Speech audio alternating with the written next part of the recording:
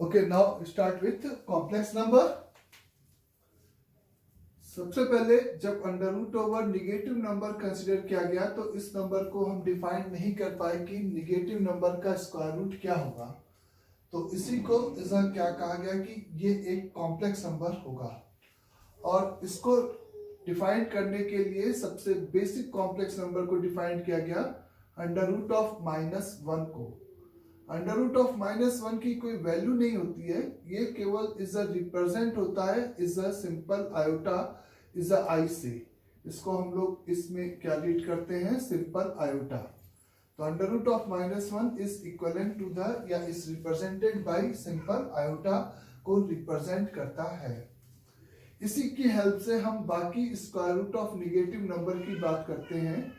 तो उसके लिए हम लोग कहते हैं कि under root of a into b is equate with under root of a into under root of b is applicable when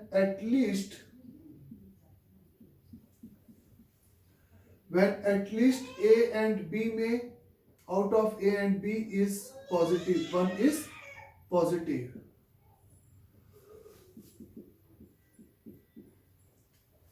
at least a and b में वन इज पॉजिटिव, कम से कम दोनों पॉजिटिव होंगे तब हम इस तरह से स्क्वायर रूट को अलग अलग कर सकते हैं। कम से कम एक नंबर क्या होना चाहिए, पॉजिटिव होना चाहिए। तो जैसे फॉर एग्जांपल निगेटिव नंबर के स्क्वायर रूट की बात करें तो अंडर रूट ऑफ -4 को आप लिख सकते हो simple under root of 4 into under root of -1। Real number का स्क्वायर रूट हमेशा एक पॉजिटिव नंबर देगा, ये बात अभी भी हम यहाँ पे इज़ कंसिडर करेंगे। Is under root of x का जो ग्राफ होता था फंक्शन के केस में under root of x is a non negative number, यानी कि जीरो के लिए भी डिफाइंड होता था और आउटपुट भी हमेशा नॉन निगेटिव रियल नंबर होता था। तो अंडर रूट ऑफ 4 की वैल्यू यहाँ पे अपन क्या कंसिडर करेंगे, ओनली प्लस का 2। और अंडर रूट ऑफ -1 को अपन किससे रिप्रेजेंट कर सकते हैं, आयोटा। तो this is equivalent to the 2 iota. Under root over minus का 9 लिखा हुआ है तो this is equal to under root of 9 into under root of -1। At least 1 is positive होना चाहिए तो 9 पॉजिटिव है, इसलिए this is equivalent to the 3 का आयोटा।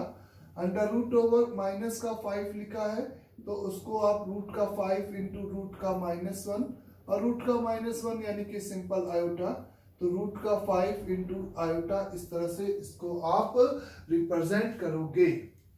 तो square root of negative number की प्रॉब्लम हम आयोटा से इस तरह से रिप्रेजेंट करके सॉल्व कर सकते हैं।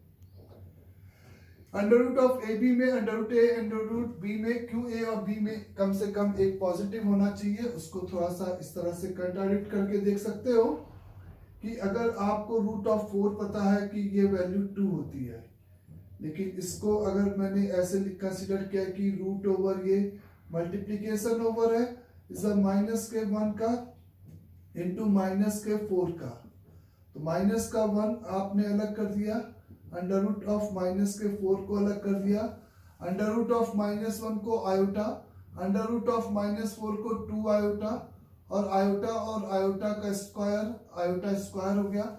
और आयोटा का स्क्वायर अगर बोथ साइड स्क्वायरिंग करेंगे तो इट्स वेरी क्लियर कि आयोटा का स्क्वायर आपका कितना हो जाएगा, माइनस का 1 हो जाएगा। तो आप ये कह सकते हो कि इसकी वैल्यू सिंपली कितनी हो जाएगी, माइनस का 2। तो ये कंट्राडिक्शन ना हो कि under root of 4 real number का is a purely real number अगर है तो उसका स्क्वायर रूट एक ही वैल्यू देता है, सिंपल पॉजिटिव वैल्यू देता है। तो ये इज अ कंट्राडिक्ट ना हो, इसलिए simple under root of a b is said to be under root of a into under root of b when at least one of a and b is said to be positive. जब a और B में से कम एक number क्या है, positive है, तब आप इसको बोलते हो। तो आयोटा बेसिकली एक सिंबल है। आयोटा किसको रिप्रेजेंट कर रहा है, स्क्वायर रूट ऑफ -1 को सिंपली यहाँ पर रिप्रेजेंट कर रहा है। और जिस भी नंबर, जैसे 2 3 4 नंबर है, वैसे ही जिस भी नंबर में आयोटा अपीयर होगा तो वो नंबर सिंपली आपका क्या कहलाएगा, कॉम्प्लेक्स नंबर कहलाएगा। वो सिंपली आपका क्या कहलाएगा, कॉम्प्लेक्स नंबर। मेरा सिंपल सा कहना है आपसे यही है कि इज़ सबसे पहले आप आयोटा में देखो तो iota is represent under root of minus का 1। आयोटा का स्क्वायर की वैल्यू इज रिप्रेजेंट माइनस का 1, बोथ साइड स्क्वायरिंग करोगे इज अ माइनस का 1, इज अ सिंपल आयोटा का cube is equate with iota से बोथ साइड मल्टीप्लाई करोगे तो माइनस का आयोटा, इज अ आयोटा की पावर 4 की बात करोगे तो इसमें आयोटा का मल्टीप्लाई या इसी का स्क्वायरिंग कर दें तो इसका स्क्वायरिंग तो इधर भी स्क्वायरिंग, तो आयोटा की power 4 is equal to simple आपका कितना हो जाएगा 1। तो इस आयोटा की एनी हायर पावर निकालने के लिए आप इसी इस ऑर्डर को इंटीग्रल पावर ऑफ आयोटा निकालने के लिए आप कह सकते हो अगेन आयोटा की पावर 5 की वैल्यू के लिए एक आयोटा से मल्टीप्लाई किया तो ये आयोटा हो गया, आयोटा की पावर 6 के लिए एक और आयोटा से मल्टीप्लाई किया, आयोटा स्क्वायर आपका -1 हो गया, आयोटा की 7 आपका माइनस का आयोटा हो जाएगा, आयोटा की पावर 8 आपका फिर से प्लस का 1 हो जाएगा एंड सो ऑन, इस तरीके से ये चलता जाएगा। अंडरस्टैंड सभी को? तो मेरा सिंपल सा कहना है कि आयोटा की any integral power of n के लिए आप सिंपली क्या काम करते हो कि उस n को इस 4 से डिवाइड करते हो और रिमाइंडर चेक कर लेते हो कि क्या है, क्योंकि 4k प्लस रिमाइंडर और आयोटा की पावर 4 तो 1 हो जाएगा, तो उस वाले पार्ट की वैल्यू कितनी हो जाएगी 1। तो n अगर आपका 4 का मल्टीपल है, n अगर आपका 4 का मल्टीपल है तो इसकी वैल्यू सिंपल 1 हो जाती है, n अगर मेरा 4 का मल्टीपल प्लस 1 है तो इसकी वैल्यू सिंपल आयोटा हो जाएगी, n की वैल्यू अगर 4 का मल्टीपल प्लस 2 यानी कि उस n को 4 से डिवाइड करने पर रिमाइंडर प्लस में 2 बच रहा है तो या 4 का मल्टीपल प्लस 2 के फॉर्म का है तो इसकी वैल्यू सिंपल यहाँ पे -1 हो जाएगी, और n की वैल्यू और 4 से डिवाइड करेंगे तो 0 1 2 3 में कोई ना कोई एक ही रिमाइंडर बचेगा, तो यहाँ पर आप मेरे से बोल सकते हो कि आयोटा क्यूब की वैल्यू माइनस का आयोटा हो जाएगा, और वेयर n इज, लेकिन ऐसा कब हम बात कर रहे हैं जब n is belonging to the क्या है integer, not natural number, in fact negative number है तो भी ये बात सही है, लेकिन उस केस में रिमाइंडर प्लस में ही काउंट करना है, ये बात समझे आप, रिमाइंडर आपको प्लस में ही काउंट करना है। तो मेरा कहना है कि n वेयर इंटीजर कहने का मतलब पहले तो एक सिंपल सा इस आयोटा की पावर 25 की बात करना है, तो 25 को 4 से डिवाइड करेगा तो 4 6 24 प्लस 1, तो कहेगा आयोटा की power 4 multiplied by 6 plus 1, power अलग करेगा, आयोटा की पावर 4 इंटू 6 इंटू आयोटा की पावर 1, ये वैल्यू 1 हो जाएगी और ये वैल्यू सिंपल आयोटा हो जाएगी। तो आयोटा की power 25 is equate with simply आपका क्या हो जाएगा आयोटा बन जाएगा। आयोटा की पावर आप माइनस का 13 की बात करते हो तो माइनस के 13 को आप लिखोगे माइनस का इज 16, माइनस का 16 एक 4 का मल्टीपल है, इज ज्यादा इसलिए लिया कि जिससे कि प्लस में रिमाइंडर आए, और प्लस का 3 इज 13 से जस्ट बड़ा नंबर जो कि इज 4 से इज मल्टीपल था, तो माइनस का 16 प्लस का 3 हम माइनस के 3 को लिख सकते हैं, तो आयोटा की पावर माइनस का 16 आपका 1 हो जाएगा, आयोटा की पावर आपका 3 इज इक्वल द माइनस का आयोटा हो जाएगा। सिंपल सी बात है। इस बात को आप ऐसे नहीं भी अगर पॉजिटिव के लिए फील करना चाहते हो तो आप ऐसे भी सोच सकते थे कि आयोटा की पावर 13 लिखा हुआ है तो नीचे पहले सिंप्लीफाइड कर लेते, आयोटा की पावर 13 को आप 4 से डिवाइड करते तो रिमाइंडर 1 बचता, तो ये सीधे नीचे आयोटा बचता, एक ऊपर और नीचे आयोटा से मल्टीप्लाई कर दूं तो आयोटा अपॉन आयोटा का स्क्वायर हो जाएगा, और नीचे आयोटा का स्क्वायर सिंपल -1 हो जाएगा, तो ये आपका इक्विवेलेंट हो गया माइनस के आयोटा के। तो माइनस को नीचे ले जाके प्लस कर दिया, is the exponent power positive consider किया और पॉजिटिव को पहले सिंप्लीफाइड कर दिया, और नीचे आयोटा आया तो ऊपर ले जाने के लिए आयोटा से ऊपर नीचे मल्टीप्लाई कर दिया, तो जिससे कि नीचे वाला आयोटा आपका आयोटा का स्क्वायर हो गया और वो आसानी से आपका सॉल्व हो गया। तो ये एक बेसिक का कॉन्सेप्ट था आयोटा की higher integral power of n। Integral power word याद रखना, नॉट फ्रैक्शनल पावर की अभी हम बात नहीं कर रहे, हम सिंपल इंटीग्रल पावर की यहाँ पे बात कर रहे हैं। इज अ 4 का मल्टीपल है तो 1, 4 का मल्टीपल प्लस 1 है पावर, चाहे वो लैम्डा आपका निगेटिव हो चाहे पॉजिटिव हो। 4 का मल्टीपल प्लस 1 है तो आयोटा, 4 का मल्टीपल प्लस 2 है तो -1, 4 का मल्टीपल प्लस 3 है तो इज सिंपली आपका n के बराबर होगा ये नंबर। अंडरस्टैंड सभी को? फॉर एग्जाम्पल अगर आपसे कहा जाए to find the value of s over is the iota plus 2 iota का स्क्वायर प्लस is the 3 iota का क्यूब प्लस 4 iota की power 4 up to is the simply suppose 100 iota की पावर 100। अगर आपको इसी सीक्वेंस का सम निकालना है तो आपको ये जो सीक्वेंस अपीयर हो रहा है तो आप सिंपली कह सकते हो कि वन ऑफ द इज कि ये AGP है, इज AGP है। और इस AGP का समेशन निकालने के लिए हम यहाँ पे सिंपली किससे मल्टीप्लाई करके, आयोटा से मल्टीप्लाई करके इस तरह से प्रोसीड कर सकते हैं। या अपन कह सकते हैं कि ये आयोटा होगा, ये माइनस आयोटा, ये माइनस का 1 होगा, ये आपका प्लस माइनस का आयोटा होगा और ये प्लस का 1। तो इसी तरीके से साइन आपको मिलेगा। तो S इज इक्वेट विथ, अगर आयोटा के साथ आप देखोगे तो आपको क्या मिलेगा, ऐसा यहाँ पे 1 मिलेगा। इस AGP वाला अभी तरीका अप्लाई नहीं कर रहा मैं। इस 3 मिलेगा, प्लस का 5 मिलेगा, अल्टरनेटिव साइन के साथ मिलेंगे 1 माइनस का 3 माइनस का 7 इज 49। 99 के साथ प्लस मिलेगा या माइनस मिलेगा आप आराम से डिसाइड करो। 99 को 4 से डिवाइड करेगा तो रिमाइंडर आपका 3 बचेगा, आयोटा क्यूब यानी कि माइनस का 99 मिलेगा। तो प्लस का 98 मिलेगा, माइनस का 99 मिलेगा आयोटा के साथ। प्लस एक और पार्ट यहाँ पे मिलेगा जिसमें आयोटा नहीं आएगा, वो आपका माइनस का 2 प्लस का 4 माइनस का 6 प्लस का 8 एंड सो ऑन। ऐसे करते करते ये 97 लिखना बच्चों यहाँ पे।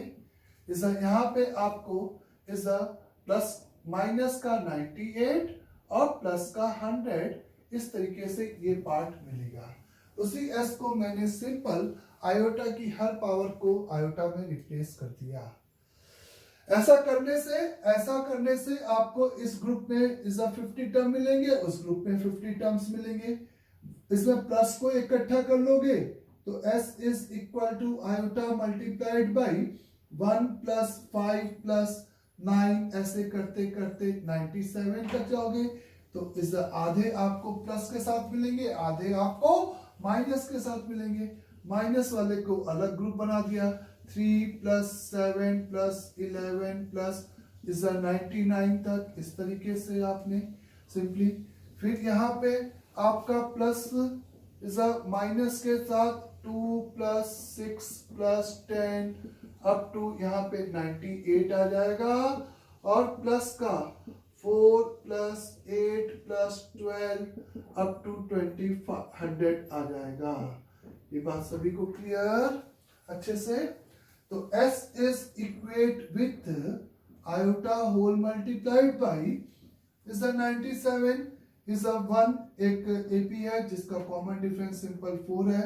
नंबर ऑफ टर्म्स आपके 25 है तो आप यहाँ पे इसका सम लिख सकते हो 25 divided by 2 into first plus last term यानी कि 98 minus is 25 divided by 2 into first and last term यानी कि सिंपल 99 प्लस 3 यानी कि 102 इज प्लस का is bracket minus 25 divided by 2 is 2 plus 98 100।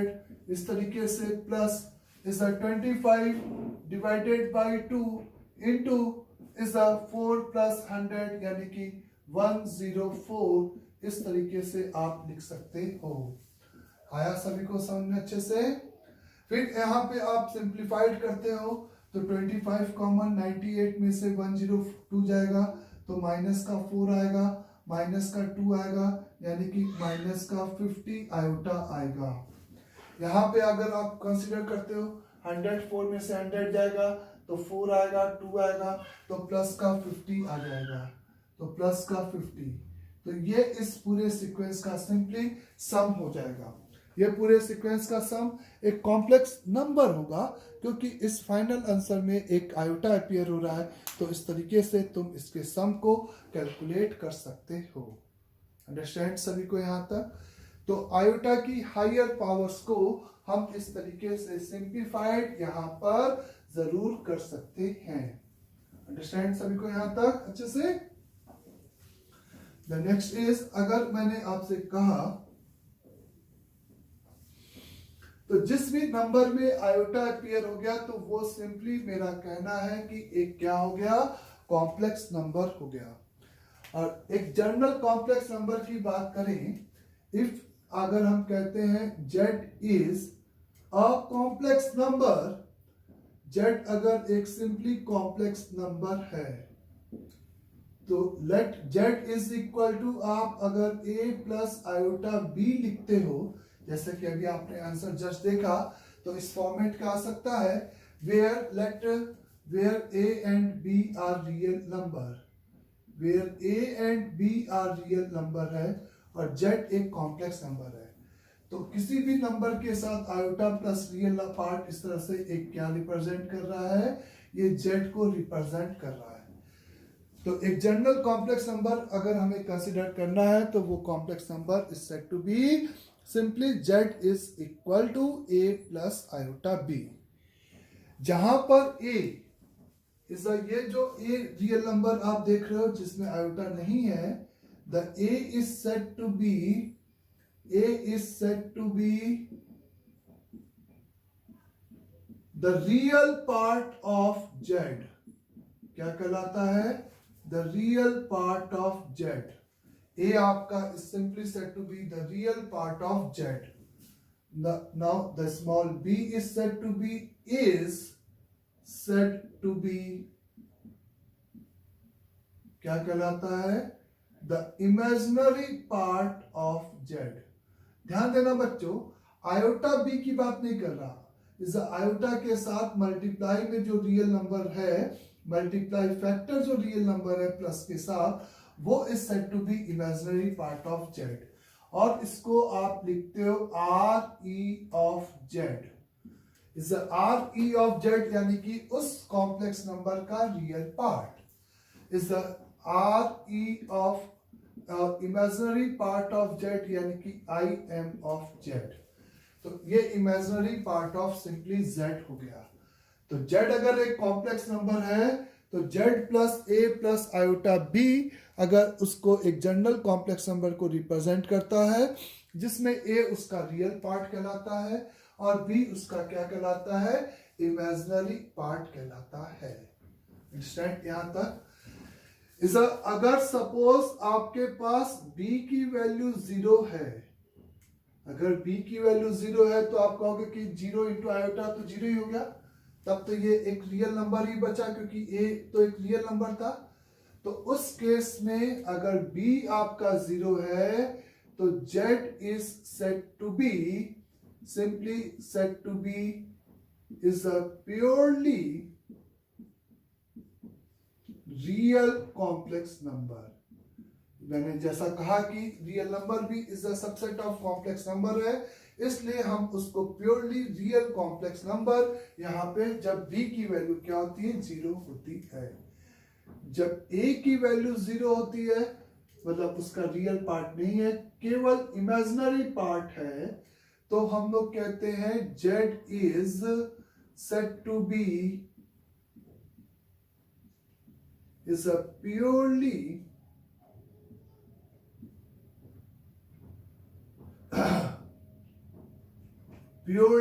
imaginary complex number। उस केस में अपन जब a की वैल्यू 0 है, किसी कॉम्प्लेक्स जनरल कॉम्प्लेक्स नंबर में a की वैल्यू 0 है यानी कि iota is a multiply factor b है, तो आपका z is said to be simple purely imaginary, क्योंकि उसका real part is a absent है। is a b is not equal to 0, तो z is said to be imaginary number, not purely is said to be simple कि iota लग गया तो आपका वो imaginary number होगा, क्योंकि कॉम्प्लेक्स नंबर इसमें आपका रियल नंबर भी इंक्लूडेड है, तो z is said to be is a simply imaginary number. Imaginary number यानी कि इस उसमें आयोटा जिंदा है, यानी कि b simply not equal to क्या है, 0 है। अंडरस्टैंड सभी को यहां तक? तो अब नाउ अगर आप यहां पे मेरे से बोल सकते हो कि इज इफ, अगर किसी कॉम्प्लेक्स नंबर के बारे में है कि if z is simply purely real complex number, तो ऑब्वियस है तुम यहाँ पे क्या स्टेटमेंट लिखोगे, उस प्योरली रियल कॉम्प्लेक्स नंबर है तो आयोटा का ये जो मल्टीप्लाई फैक्टर आप देख रहे हो वो b should be equal to 0। b यानी कि b को हम लोग क्या नाम दिए थे, इमेजिनरी पार्ट ऑफ z लिखे थे, तो imaginary part of z is equal to 0। अगर इमेजिनरी पार्ट में पूछूंगा तो 2 आयोटा नहीं बोलोगे, केवल 2 बोलोगे जो आयोटा का रियल पार्ट है। तो इमेजिनरी पार्ट भी एक रियल नंबर है, ये बात आप ध्यान रखेंगे। यहां पे अगर मैं स्पेसिफाइड करूंगा if z is simply purely is a imaginary complex number, z is a purely imaginary complex number, तो आप मेरे से बोलोगे कि इज a की वैल्यू 0 होगी इस फॉर्मेट के लिए, मतलब उसका रियल पार्ट 0 होगा, प्योरली इमेजिनरी है, तो उस केस में उसका जो रियल पार्ट ऑफ z है वो पक्का 0 होगा। Real part of z simply आपका 0 होगा। तो ये एक बेसिक सा कॉन्सेप्ट है जिसको हमें प्रॉब्लम में यूज करना रहेगा। जैसी जेड के बारे में इंफॉर्मेशन होगी उस टाइप से हम उसके बारे में इज अप्लाई करेंगे। तो लेकिन रियल पार्ट इस तरीके से आप, जिसमें आयोटा नहीं होगा वो रियल पार्ट है, जो आयोटा का मल्टीप्लाई फैक्टर है उस कॉम्प्लेक्स नंबर में वो सिंपली उसका क्या है, इमेजिनरी पार्ट है। वो सिंपली उसका क्या है बच्चे, इमेजिनरी पार्ट है। आया यहां तक सभी को अच्छे से क्लियर? नाउ इधर कुछ टर्म अपन इधर फ्रीक्वेंटली यूज करेंगे। सबसे पहले अपन यूज करेंगे is a modulus of complex number. उसके पहले आर्गेंट प्लेन यूज करेंगे।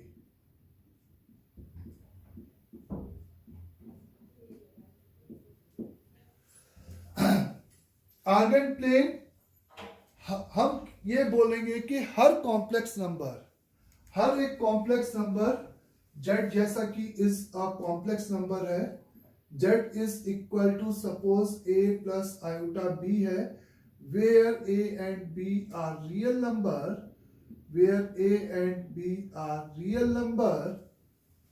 तो हर कॉम्प्लेक्स नंबर इज एक आर्गेंट प्लेन में एक पॉइंट को रिप्रेजेंट करेगा। हर एक फिक्स कॉम्प्लेक्स नंबर इस आर्गेंट प्लेन में इस एक पॉइंट को रिप्रेजेंट करेगा। आर्गेंट प्लेन होता क्या है?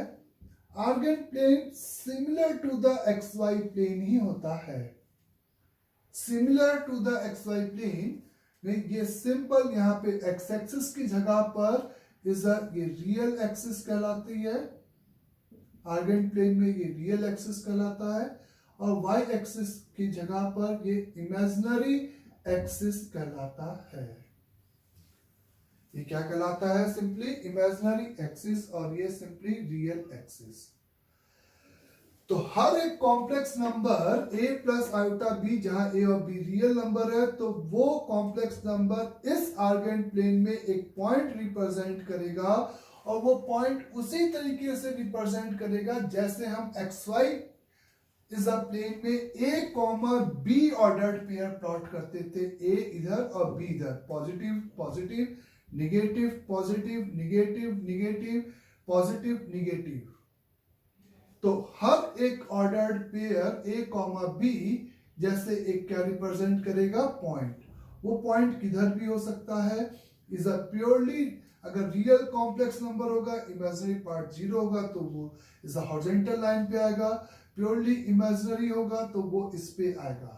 उसी तरीके से हम इसमें पॉइंट को प्लॉट करेंगे जैसे हम ए कॉमा बी ऑर्डर्ड पेयर को, अगर कोई कॉम्प्लेक्स नंबर को प्लॉट करना है इस आर्गेंट प्लेन में, तो ए कॉमा बी ऑर्डर्ड पेयर को, जैसे आप ऑर्डर्ड पेयर को आप किसमें प्लॉट करते थे, एक्स वाई प्लेन में प्लॉट करते थे, वही तरीका होगा z बराबर a प्लस आयोटा b को इस आर्गेंट प्लेन में प्लॉट करने का। अगर a और b दोनों पॉजिटिव है तो फर्स्ट क्वाड्रेंट में, a निगेटिव b पॉजिटिव तो सेकंड क्वाड्रेंट में। इस तरह से पॉइंट आपका सिंपल इस प्लेन में प्लॉट होगा।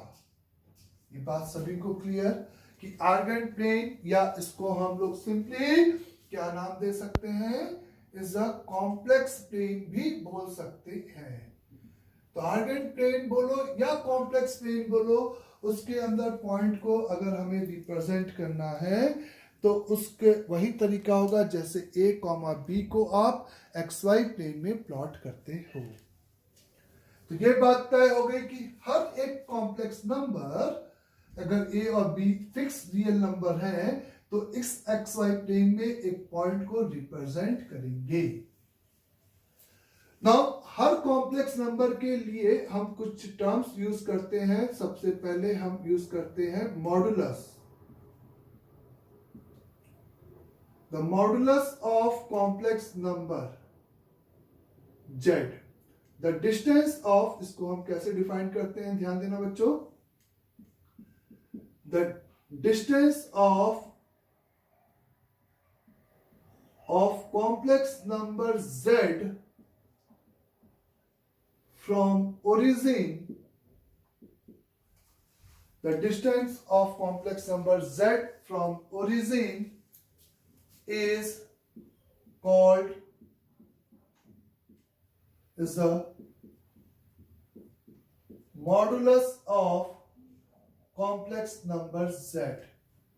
If it is plot in, it is plot in